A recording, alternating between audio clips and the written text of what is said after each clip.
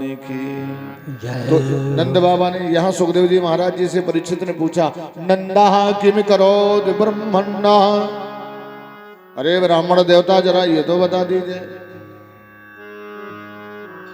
भाई सुखदेव जी से कहा, हे ब्रह्म,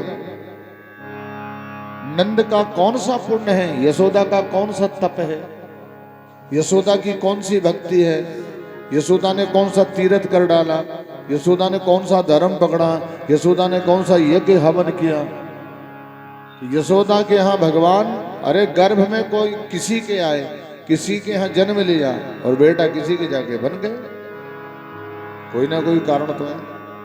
तो यहाँ सुखदेव जी महाराज जी से परीक्षित जी पूछते हैं, नंदा किम करो द ब्रह्मण्णा यत्रुमहस्सा। तो महाराज श्री सुखदेव जी कहते, ब्राह्मण तुम वाचा, एक ब्राह्मण के आदेश का पालन किया भगवान ने। तो ब्राह्मण का आदेश ब्रह्म भी पालन करता है। अब मैंने बताया ना, ब्राह्मण प्रतिनिधि है भगवान का, तो कभी कभी प्रतिनिधि की बात भी मानना पड़ता है। प्रतिनिधि जो कहेगा कि नहीं महाराज ये, जैसे सांसद प्रतिनिधि है, विधायक प्रतिनिधि है, तो प्रतिनिधि जो सलाह देगा उसी को वो मानेगा। तो बताए महाराज जी, नंद यशोदा का कौन सा, अरे वाह अब तो ठीक चल रहा, मतलब बढ़िया, अरे जय हो, हर हर महादेव बेटा।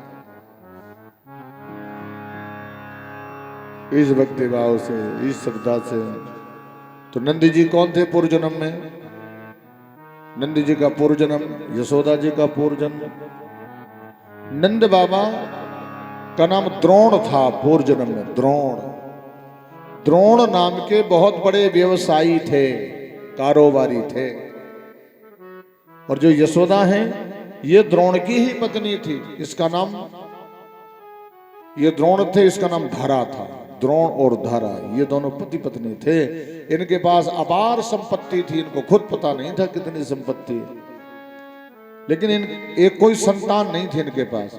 और जब संतान नहीं थी तो 3-4 वर्ष से जलवृष्टि नहीं हुई, लोग अकाल से ग्रसित हो गए। तो पति पत्नी ने देखा कि हमारे पास बहुत धन है, ये किस काम का है, यहीं रह जाएगा, बहती गंगा में हाथ धो लो, पता नहीं कौन कमाएंगे, हम जोड़ा हमने है, मौज मस्ती पता नहीं कौन करेगा। कई लोग ऐसे होते, कमा कमा के रख दिया, अब पता नहीं बेटा क्या करेगा उस धन का, बेटे नहीं होंगे तो बेटी क्या करेगी उस धन का, दामाद क्या करेगा, पीने वाला होगा, खाने वाला होगा, खेलने वाला होगा, क्या होगा। तो तूने अपने जीवन का पूरा टाइम कमाने में लगा दिया, लेकिन वो कमाया वो क्या करेगा। इसलिए भगवान के चरणों में जो कुछ तेरा तुझको अर्पण, उसका उसको देने में क्या दिक्कत है। तो द्रोण ने पूछा, तू कहना क्या चाहती हो? अरे भगवान 4 जगह रहते हैं, जब ऊपर से नीचे आते हैं चक्कर लगाने के लिए तो 4 जगह जाते हैं। कहाँ जाते हैं? संतन के हृदय बसूं, भगवान संतों के दिल में बसते हैं आके। विप्रन की वाणी बसूं, और ब्राह्मणों की वाणी में, संतों के दिल में, और भक्तों के घर में, और गरीबों के सर्वत्र साथ में भगवान रहते हैं। तो ये 4 जगह हैं। तो ये दरिद्र नारायण की सेवा करो। हमारे इस कलयुग में भी बहुत अच्छे मनीषी हो गए जिन्होंने गरीबों को भगवान का रूप दे दिया, जो बोलते थे श्री दरिद्र नारायण की सेवा करो। कौन थे वो? पंडित दीनदयाल उपाध्याय। दीनदयाल जी का ये सूत्र है, दरिद्र नारायण की सेवा करिए। तो इन्होंने, द्रोण ने कहा धरा से, ठीक है तेरी जैसे शिक्षा, जो धन पाय न दान कियो, जिनके पास धन है और दान पुण्य से दूर है, वो ज्यादा दिनों तक धनी नहीं रहेंगे। कुछ दिनों के बाद ऐसा कुछ, या तो बीमारियां आएंगी या कोई बेटा बेटी ऐसा दुर्गुण से युक्त हो जाएगा कि तुम्हारे देखते ही देखते धन सब इधर उधर हो जाएगा। इस कारण से जो धन पाय न दान कियो, तिनको कहिए न धनी न धनी, और जिनकी न बनी रघुनंदन सो, उनकी कहिए न बनी न बनी। जिनकी भगवान से नहीं बनी, संतों से नहीं बनी, ब्राह्मणों से नहीं बनी, गुरुओं से नहीं बनी, फिर उसकी बनने वाली नहीं है, बिगड़ जाएगी। जबकि लोग कहते हैं संतन के संग लाग तेरी बिगड़ी बनेगी। अगर संत महात्माओं के साथ में सेवा में रहोगे तो बिगड़ी बिगड़ाई भी, कई बिगड़े बिगड़ाए लोग बन गए। वाल्मीकि जी को देख लीजिए, बहुत से लोगों को देख बिगड़े बिगड़ाए लोग, और जब संतों की सानिध्यता प्राप्त हो गई, भगवत कृपा हो गई, तो अपने आप बिगड़ा हुआ जीवन ऐसा हो गया कि समझ लीजिए वो त्रिकालज्ञदर्शी महात्मा हो गए वाल्मीकि जी महाराज। तो इन दोनों ने विचार किया, पूरी संपत्ति दान कर दी द्रोण और धरा ने। अब जैसे अपने यहाँ भोजन भंडारा चलता है, तो भोजन भंडारा चलता है तो कोई भी चलाए, गेट बंद नहीं करेंगे, भाई प्रसाद पाइए। और जब दान कर ही रहे हैं तो अब कोई भी आ जाए, सब दान आई। अब इतनी भीड़ इकट्ठी हो गई कि खुद के लिए कुछ नहीं बचा, सब चला गया, सब चला गया। अब धरा ने कहा, अब महाराज क्या किया जाए? द्रोण ने कहा, चिंता मत कर, मैं लकड़ी काटने जाऊंगा। लोग क्या कहेंगे, इतने बड़े व्यवसायी, इतने बड़े अरबपति खरबपति लकड़ी काट के बेच करके पेट पाल रहे हैं, कहने दे। संसार के लोग कहने से नहीं चूक सकते। संसार के लोगों की विशेषता है, वो कहने से नहीं चूकेंगे। वो भगवान को नहीं छोड़ते, संतों को नहीं छोड़ते, देवी देवताओं को नहीं छोड़ते, भला वो छोड़ेंगे किसे? लोगों का है क्या कहे, लोग तो कहते हैं ना, वो रुक थोड़ी सकते हो, तो क्या डालते हैं। जैसे आपने बृहस्पति की कथा में पढ़ा होगा ना, राजा ने अपनी रानी से मना किया कि मेरी बहन ने भले ही उल्टा सीधा बोला हो, लेकिन जब मुझे बेटा हो गया, उसे पता चला तो वो बधाया लेके जरूर आएगी। उसने जो बोला बोलने दे, लेकिन तू मत बोलना। तो रानी ने कहा, देखो मनुष्य बिना कहे नहीं मान सकता, कह ही डालेगा, जरूर कह डालेगा। तो ये द्रोण जी जंगल में लकड़ी लेने के लिए जाते थे और जंगल से लकड़ी लेकर के आके बेचते थे, उससे पति पत्नी का भोजन चलता था। एक विष्णु स्वेश नाम के ब्राह्मण थे, 3-4 दिन से कहीं भोजन नहीं मिला, तो बेचारे उनको पता लगा, तो द्रोण के घर में कुंडी खटखटाई, और एक द्रोण धरा दरवाजा खोल। तो सवेरे सवेरे द्रोण तो चले जाते थे जंगल में, ये धरा अकेली रहती थी। धरा ने गेट खोला तो एक वृद्ध ब्राह्मण है, आइए ब्राह्मण देवता, सवेरे सवेरे कृपा हो गई आपकी, आज का दिन मेरा मंगलमय जाएगा। गेट खोल के महाराज के चरण पखारे, बैठाला, महाराज जी सेवा बताएं। बेटा 3 दिन का भूखा हूं, मुझे केवल भोजन करा दे। अब घर में ना आटा है ना दाल, कुछ नहीं है। अब ब्राह्मण को आमंत्रित किया, क्या किया जाए। पास में पहुंची, एक नया बालक था व्यापारी, उसके पास खड़ी हो गई धरा, भैया हमारे यहाँ ब्राह्मण आए हैं, एक पंडित जी हैं, भूखे हैं 3 दिन के, हमारे पति लकड़ी बेच करके जो भी पैसा लाएंगे हम बाद में अपना कुछ खरीदेंगे, पहले तुम्हारा पैसा दे देंगे, लेकिन उधार दे दे।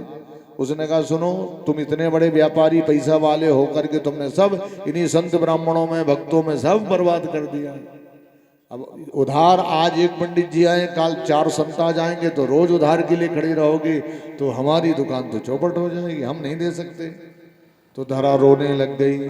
आज तक नहीं हुआ ऐसा हमारे घर में कि कोई संत ब्राह्मण आया, कोई भी याचक आया, हमने निराश किया हो।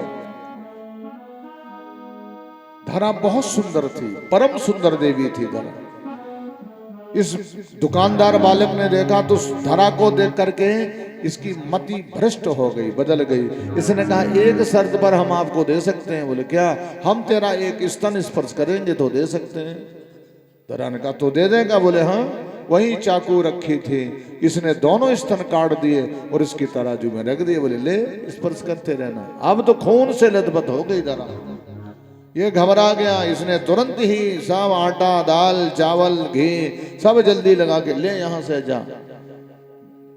धरा को वस्त्र दिए, धरा ने अपना सीने में कपड़ा बांध लिया, लेकिन खून वो रक्त नहीं मान रहा, वो तो टपक रहा है। इतना दर्द, असहनीय दर्द है, लेकिन ब्राह्मण बैठा है घर में, ये है परम भगत की पहचान। और वो धरा लेकर के आई, दिल मुस्कुराती हुई, अंदर दर्द है बाहर मुस्कुरा की बोली, महाराज जी ये है, ये इसमें पूरा है भोजन का सामान, आप बनाएंगे कि मैं? नहीं नहीं बेटा, हम अपने हाथ से बनाएंगे। और ब्राह्मण देवता ने अपने हाथ से बनाया भोजन, अंदर दर्द हो रहा है। और ब्राह्मण ने जैसे ही भगवान को भोग लगाया, बेटा धरा हमसे प्रसाद तो ले जा। अब प्रसाद नहीं महाराज जी आप पा लीजिए, वो आप ही के लायक है, आप पा लीजिए। नहीं नहीं नहीं, मैं भोजन नहीं करूंगा। पहले प्रसाद ले जा। और जब हमारी माताएं बहनें प्रसाद लेती तो आंचल निकाल के प्रसाद लेती हैं। उसने आंचल बहुत ढांका कि खून की बूंद दिखाई ना पड़ जाए, नहीं तो ये ब्राह्मण भोजन नहीं करेगा। जैसे उसने आंचल खोल के कहा लो महाराज जी, और ब्राह्मण ने एक रोटी और उसमें जो भी बनाया था वो प्रसाद में दिया, तो खून के दग्गे दाब दग्गे दिखाई पड़े। बेटा ये क्या है, ये तेरे स्तनों में क्या हो गया, सत्य बताओ नहीं तो मैं भोजन नहीं करूंगा। सब बताओ ये है क्या। जब तू यहां से गई थी दुकानदार के पास तब ये कुछ नहीं था, अब लौट के आई तो तेरा चेहरा बता रहा है कि तुझे असहनीय दर्द है। ये सब कैसे हुआ? इसने सब कुछ बता दिया। महाराज वो बनिया ऐसा ऐसा कह रहा था, वो व्यापारी, इसलिए मैंने। ब्राह्मण ने कहा बेटा मैं आशीर्वाद देता हूं, द्वापर में भगवान का जन्म चाहे जहां हो, लेकिन दूध तेरा पीने आएंगे, दूध तेरा पिएंगे। वो यशोदा आकर के बनती हैं और वो नंद बाबा बनते। बोले भक्त वत्सल भगवान की जय। तो भगवान को जो भी दान किया जाए, पुष्पम धूपम दिव्य दक्षिण, धूप दीप फूल पाती, जो भी भगवान को श्रद्धा भक्ति से दान करते हैं ये व्यर्थ नहीं जाता। और भगवान का चढ़ा हुआ प्रसाद भगवान का जूठन भक्तों को मिलता है और उसमें आनंद की अनुभूति होती है। ये द्रोण धरा के यहाँ आज गजब आनंद है। ऐसा कोई देवता नहीं है जो नंद यशोदा के घर के चक्कर ना लगा रहा हो। जहां आनंद कंद है, जहां परमानंद है, जहां परमात्मा विराजमान, कौन देवता? शंकर स्वयं पधारे, भोलेनाथ गेट पर खड़े। ओ बड़ भागनी यशोदा। और नंद बाबा जी महाराज जी ने तो घोषणा करा दी, कोई भी संताए, कोई भी ब्राह्मण, कोई भी याचक, कोई भी अतिथि, किसी का दिल नहीं दुखना चाहिए, खुश होकर के जाए हमारे यहाँ। और जिसके घर से संत ब्राह्मण खुश होकर के जाते हैं भगवान पहले ही खुश होते हैं। जैसे किसी के बेटे को आपने खुश कर दिया तो बाप तो अपने आप खुश हो जाएगा, और किसी के बेटे को दुख दे दिया, परेशान कर दिया, तो आप बाप को चाहे जितना खिलाओ पिलाओ वो खुश होने वाला नहीं। इस कारण नंद बाबा के यहां धूम मची है और भोले बाबा डब वहीं पर बुला रहे हैं। आइए बड़ा भागनी यशोदा, हमें अपने लल्ला के दर्शन तो करा दे। क्या हम तेरे लाला के दर्शन करने के लिए इतनी दूर से आए हैं? क्या हमारा मन पापी है क्या कि तू हमें दर्शन नहीं कराएगी? अरे पापी मन ही तो भगवान के भजन से दूर रहता है, पापी मन ही तो सब गड़बड़ करता है। अगर किसी का मन पाप की ओर लिए जा रहा है तो मन से समझाओ और मन को कहिए। क्या कहना है? ओ पापी मन कर ले भजन, वरना एक दिन पछताएगा जब पिंजड़ा से पंछी ये उड़ जाएगा, जब पिंजड़ा से पंछी ये उड़ जाएगा। ओ पापी मन कर ले भजन, ओ पापी मन कर ले भजन, बाद में तू पछताएगा जब पिंजरे का पंछी निकल जाएगा, जब पिंजरे का पंछी निकल जाएगा।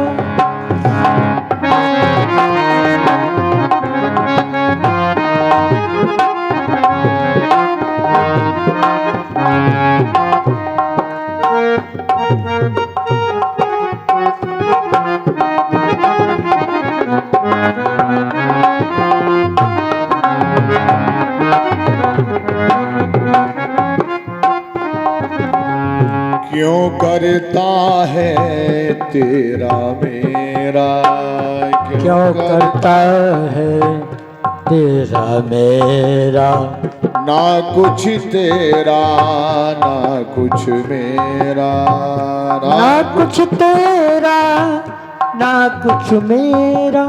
आया खाली हाथ तू खाली ही जाएगा, आया खाली हाथ तो ये खाली जाएगा। जैसा किया कर्म तूने वैसा ही फल पाएगा। जैसा कर्म किया है तूने वैसा ही फल पाएगा। और बाद में प्यारे पछताएगा जब पिंजड़ा से पंछी ये उड़ जाएगा।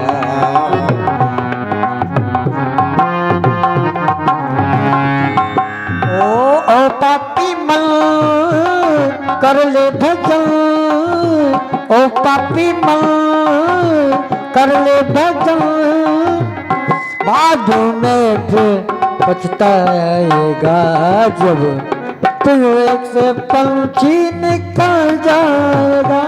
जब पिंजरे से पंछी निकल जाए।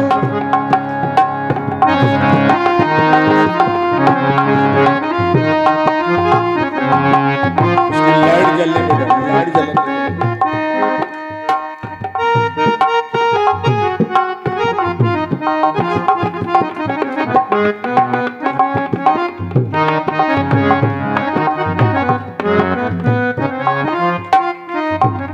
अरे भरी जवानी जी भर सोया, भरी जवानी नींद भर सोया, आया बूढ़ापा तो देख के रोया।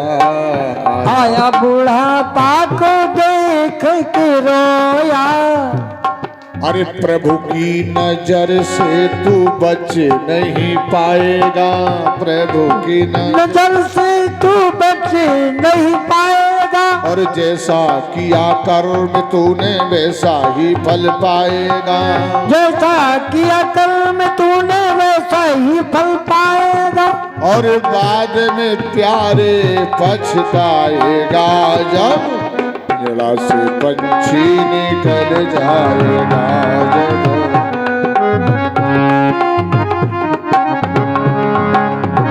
ओ पापी माँ कर ले भजन, ओ पापी माँ कर ले भजन, बाद में फिर पछताएगा जब पिंजरे से पंछी निकल जाएगा। जब पिंजरे से पंछी निकल जाए।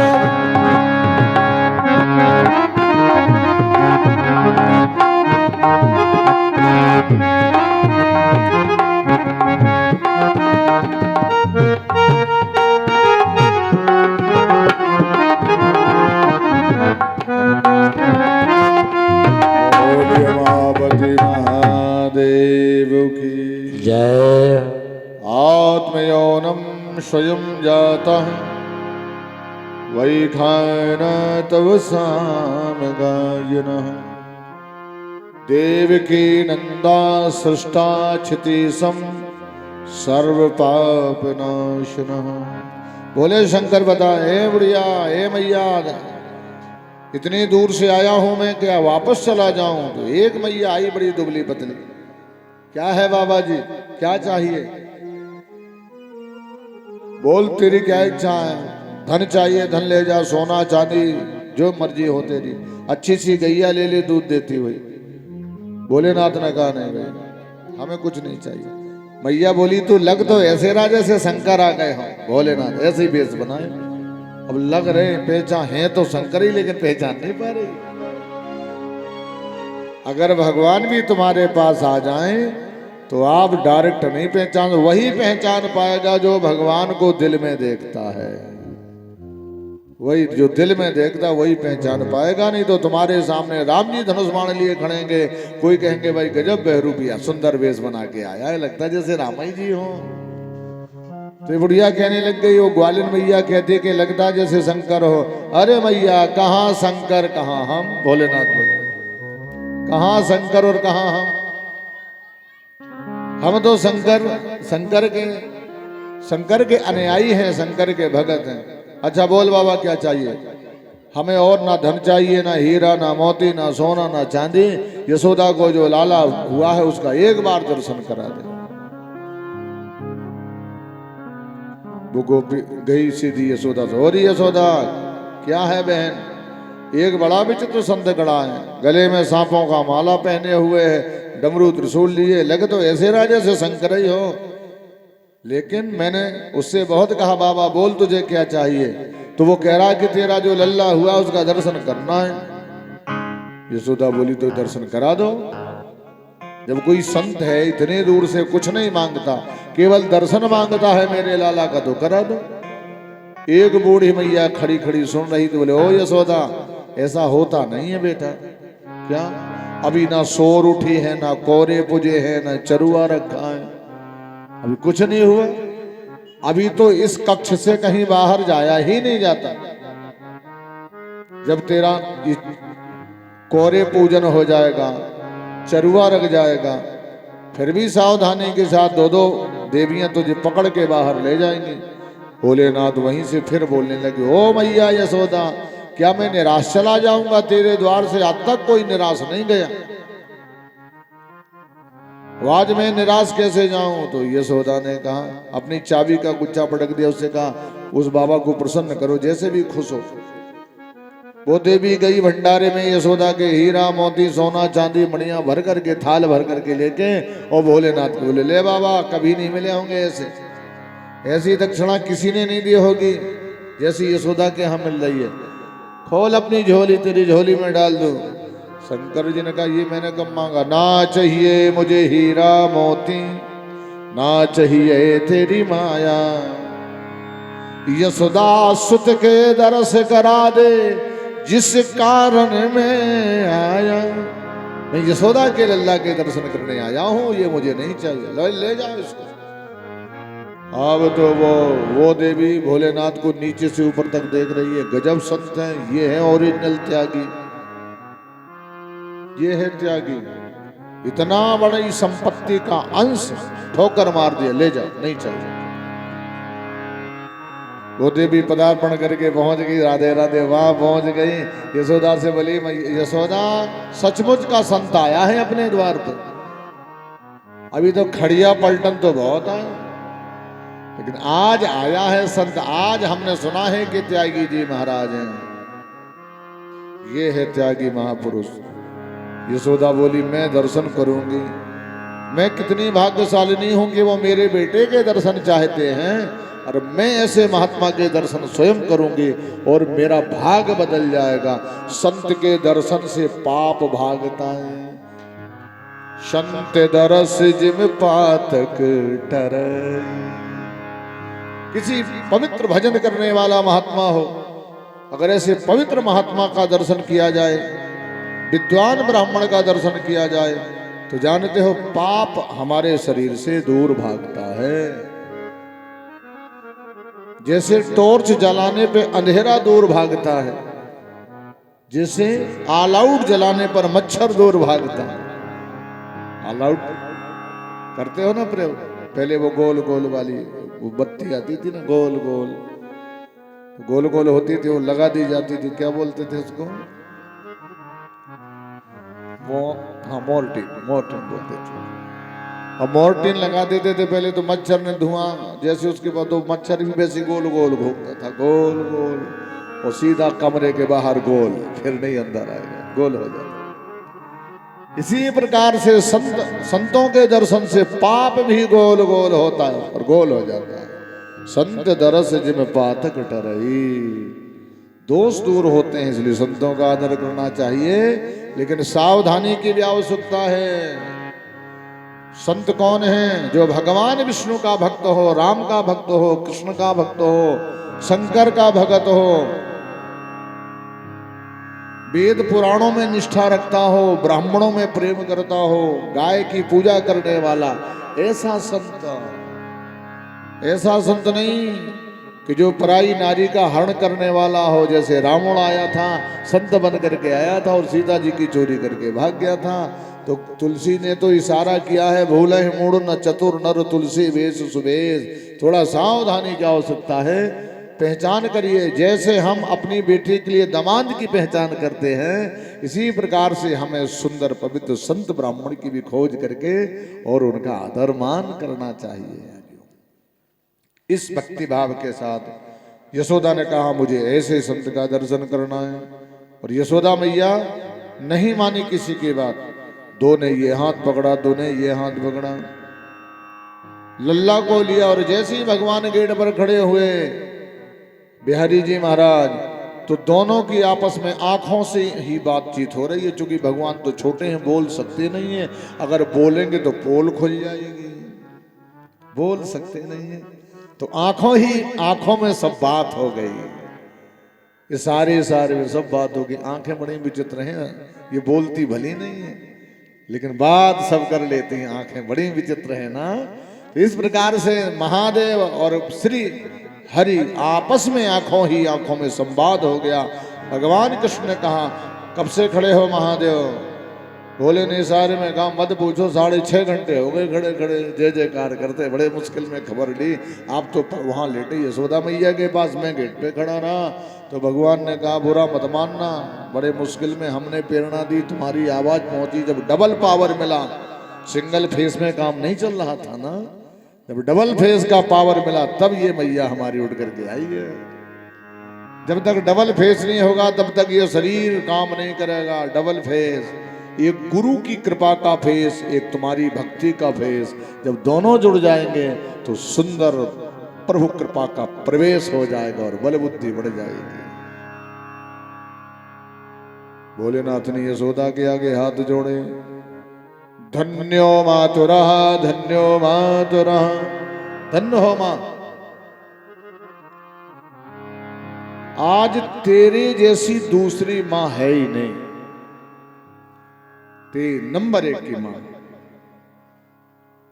तो यशोदा ने कहा, महाराज हम समझे नहीं आपकी भाषा। क्यों? अरे अम्मा अब क्या बताऊं? नहीं बताओ ना। त्रेता में कौशल्या का महत्व है, लेकिन कौशल्या से भी ज्यादा तेरा बल है। एक बूढ़ी मैया बोली, सुनो ये ज्यादा मत बोलो, तुम तो साफ साफ बताओ आपको चाहिए क्या? महाराज जी दर्शन हो गया, अब गूढ़ रहस्य को भगवान कृष्ण ने सारा किया, बस यहीं तक रहना, आगे मत विस्तार कर देना, हम बड़ी योजनाबद्ध तरीके से काम कर रहे हैं। तो भोलेनाथ ने कहा, मैया मैंने आपके लल्ला का दर्शन कर लिया, अब मैं तुमसे एक निवेदन करना चाहता हूं। क्या बाबा? आप हमें अपने यहां नौकरी पे रख लो, हम तुम्हारे यहां नौकरी करना चाहते हैं। यशोदा बोली, हमें नरक में ले जाओगे क्या? साधु सन करवा वही सेवा, जिनके यह आचरण भवानी, सो जान हो निश्चर सम प्राणी। जो साधु संतों से सेवा करावे वो नरक में थोड़ी जाएगा महाराज, हमें नरक में भेजोगे क्या? अब यशोदा तो बड़ी सरल सीधी है। एक बार हम राजस्थान कथा करने गए, राजस्थान क्षेत्र में, तो वहां पर एक ऐसे गांव में पहुंचे जहां चूंकि जो एक गांव का भगत था वो रोज आता था, रोज कथा में बड़ी सेवा किया करे। वो हमारे साथ एक महात्मा जी थे, वो भी अपने मऊरानीपुर क्षेत्र के थे, संत थे। तो हम अब कहा, महाराज जी आपको हमारे घर तक चलना पड़ेगा, महाराज घर तक चलो। तो उसके घर में गाड़ी से वो घर में ले गया, अच्छा सा गांव था, और उसकी अम्मा बड़ी सरल थी। तो जैसे हम दोनों लोग पहुंचे तो उसने आके दूर ही से प्रणाम नहीं किया, वहां बोली राजस्थानी भाषा में, महाराज थारे खुर छू, ये राजस्थानी भाषा में उसने कहा, महाराज थारे खुर छू, खुर। तो अब हम तो मुस्कुराए, भाई ठीक है मैया। बोले संत जी को बुरा लगा, संत जी ने कहा, मैया आपको बोलना भी नहीं आता? खुर तो पशुओं के होते हैं, बैलों के होते हैं, जानवरों के होते हैं, और तू हमसे कह रही है महाराज थारे खुर छू, खुर छुए। अरे अम्मा, अब बाबा जी ने कहा व्यंग्य में, अम्मा ऐसा बोलोगी तो नरक में ठहुआ नहीं मिलेगा, नरक में जगह नहीं मिलेगी। अब वो इतनी सीधी सादी थी, वो कहने लगी, महाराज ओ संत भगवान, हमको कहाँ नरक है, हमको थोड़ी नरक मिलेगा, ये तो आप जैसे महापुरुषों को ही मिलेगा। अब वो इतना भी नहीं जानते थे कि नरक क्या होता है। उसने सोचा नरक कोई अच्छी चीज होगी, तो क्या महाराज हम जैसे लोगों को कहाँ नरक रखा है, ये तो आप ही जैसे संत लोग महाराज जी पधारेंगे। हर हर महादेव। ये तो यशोदा ने कहा कि ये बताओ, यशोदा मैया कहने लग गई कि हम नरक में थोड़े जाएंगे, आप जैसे महात्माओं से सेवा कराएंगे। कौन सी सेवा करेंगे संत जी? हम तेरे लल्ला की पुंतरियां धोएंगे, तेरे लल्ला को स्नान कराएंगे, तेरे लल्ला की सेवा करेंगे, तेरे लल्ला के चरणों की मालिश करेंगे। अम्मा तुझे परेशान नहीं होना पड़ेगा। यशोदा बोली छी छी महाराज, मेरे बेटा की सेवा करोगे, आप पुंतरियां धोगे तो हम लोग तो सभी नरक में चले जाएंगे। महाराज कृपा करें। एक बूढ़ी मैया बोली चलो अंदर, ये बाबा जी से ज्यादा बातचीत मत करो, तू अब कल ही तो प्रसव हुआ है ना, अब काफी देर हो गया खड़े खड़े, कहीं यमुना की तरफ से ठंडी ठंडी हवा ना जाए तो कहीं बच्चे को निमोनिया हो जाए, सर्दी जुकाम हो जाए तो फिर अजवान की धोनी ज्यादा लगानी पड़ेगी। चलो अंदर। बूढ़ी मैया अंदर ले गई और विश्राम करा दिया। अब तो गोविंद का भी मन नहीं भरा शंकर के लिए, और ना शंकर का भरा भगवान के लिए, तो भगवान ने रोना शुरू कर दिया। भगवान खूब रो रहे हैं। अब शंकर बाबा समझ रहे हैं कि अब ये चुप कैसे होंगे। इन्होंने समझा होगा कि मैं चला गया कैलाश, तो शंकर ने अपनी डमरू उठाई और डमरू में बजाना शुरू कर दिया। डमरू वादन किया। शंकर जैसी डमरू कोई नहीं बजा सकता, जैसी मोहन कैसी मुरली कोई नहीं बजा सकता, तो हमारे शंकर जैसी कोई डमरू भी नहीं बजा सकता। ऐसा डमरू बजाने वाला और नहीं, भोले बाबा से निराला कोई और नहीं, भोले बाबा से निराला कोई और नहीं। डमरू बजाने वाला कोई और नहीं, ऐसा डमरू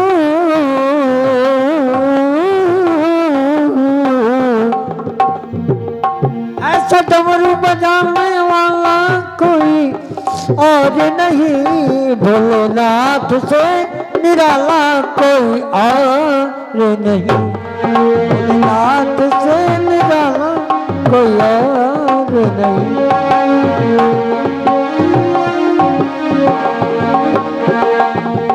और शिव की डमरू डम डम, क्या बोलते बोले कि डम, अरे शिव की डमरू डम डम बोले, अगम निगम के भेद ये खोले। शिव की डमरू डम डम,